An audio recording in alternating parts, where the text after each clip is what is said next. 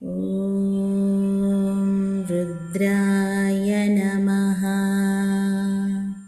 ॐ नमस्ते अस्तु भगवन् विश्वेश्वराय महादेवाय त्रयम्बकाय त्रिपुरान्तकाय त्रिकाग्निकालाय कालाग्निरुद्राय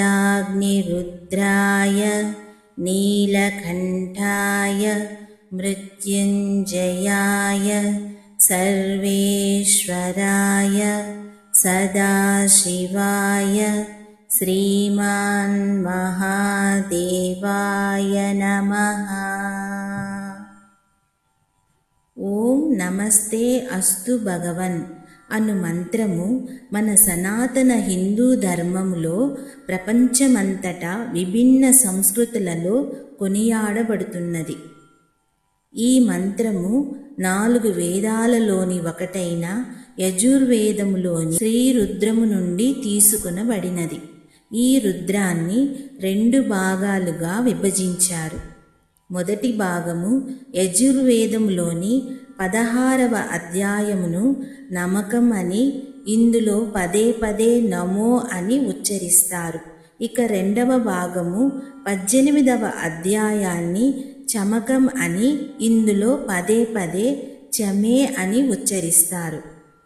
నమస్తే అస్తు భగవన్ అను మంత్రము నమకం నుండి తీసుకోబడిన మొదటి అనువాకములోని 16వ శ్లోకం. ప్రకృతిలోని పరమేశ్వర తత్వాన్ని ఈ రుద్రములోని అనువాకంలో వర్ణించడం జరిగింది. ఇందులో పరమేశ్వరుడిని అనేక గుణగణాలను కీర్తించడం జరిగింది.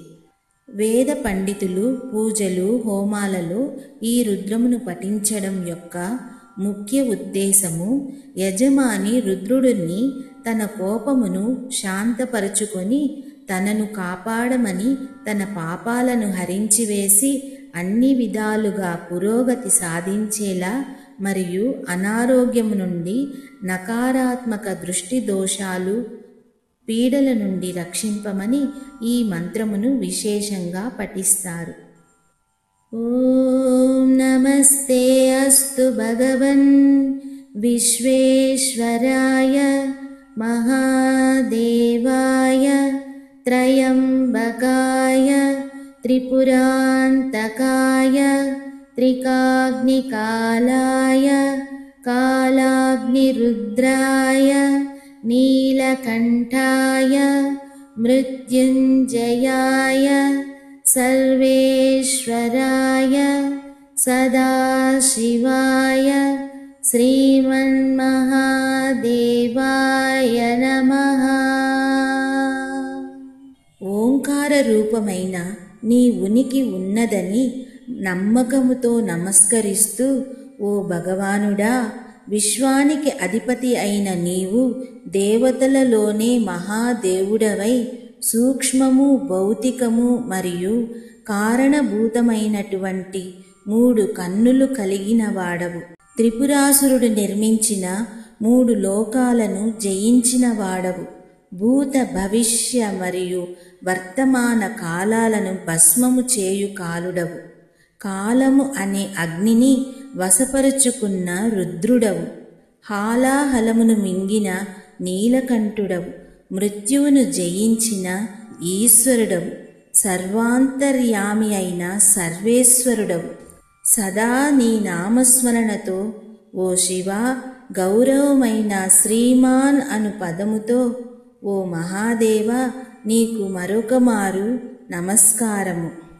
ఈ మంత్రము అనునిత్యము అభ్యాసము చేయడం వలన నిరాశ, అత్యాశల భావనల నుండి దూరము చేసి ఏకాగ్రతము వైపు మన మనస్సును మరల్చుటకు ఈ మంత్రం సహాయపడుతుంది. మనసులోని అనాలోచిత చంచలత్వాన్ని దూరము చేసి అంతర్గతంగా శాంతిని కలిగించి బాధలను దూరము చేయు శక్తివంతమైన మంత్రం. మనలోని ఆత్మవిశ్వాసాన్ని పెంచి క్షమాగుణమును పెంపొందించే అత్యుత్తమైన సాధన ఈ మంత్రం.